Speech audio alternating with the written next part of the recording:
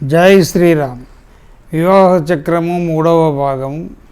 మొదటి 2 భాగాల గురించి మనం తెలుసుకోవడం జరిగింది.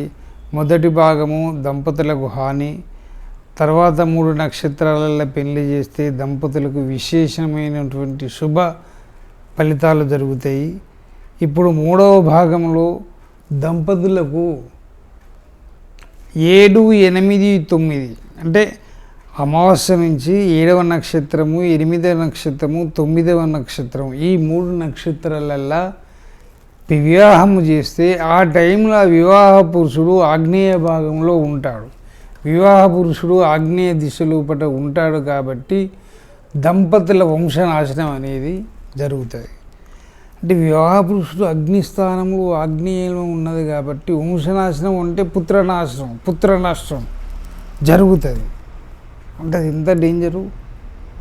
ఆ 3 రోజులల్లో ఆగ్నేయం 7వ నక్షత్రం, 8వ నక్షత్రం, 9వ నక్షత్రం. అయితే ఆ 3 రోజులలో అది శుక్రవారం కానీ, మంచి బేస్తారం కానీ, గురువారం కానీ, ఏది కానీ ఆ 3 నక్షత్రాల వివాహం అయితే వంశహాని అంతా. ఇప్పుడు ఇంటర్మీడియట్, 10th పిల్లలు వాళ్ళు ఇట్లా పోయి బండ్ల మీద పోయి దాన్ని గుద్దుకొని దీన్ని గుద్దుకొని ఒట్టొట్టిగానే వాళ్ళు మనస్తాపానికి గురై రోగాలు వచ్చి ఏదో ఒక రకంగా మృత్యువు సంభవించే హాని జరిగే అవకాశాలు ఉంటాయి. కాబట్టి 7, 8, 9 నక్షత్రములలో వివాహము చేయకూడదు ఎట్టి పరిస్థితులలో. ఫస్ట్ పాయింట్, మీరు పెళ్లి చేసేటప్పుడు వివాహ చక్రము కలిసిందా లేదా అని చూడాలి.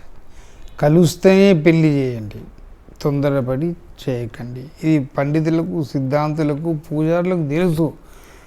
మీరు వాళ్ళని అడిగినప్పుడు వాళ్ళు కరెక్ట్గా చూసి చెప్తారు అంతే. కరెక్ట్గా ఏ నక్షత్రాలలో పెళ్లి చేస్తే ఏది శుభం జరుగుతుందో అడిగి ఆ ప్రకారంగా గణితం ప్రకారంగా వివాహ చక్ర శుద్ధి ప్రకారంగా వివాహం చేసి కన్యాదానం చేసి కన్యను పొంది తరించండి. జై శ్రీమన్నారాయణ. ఇంకోటి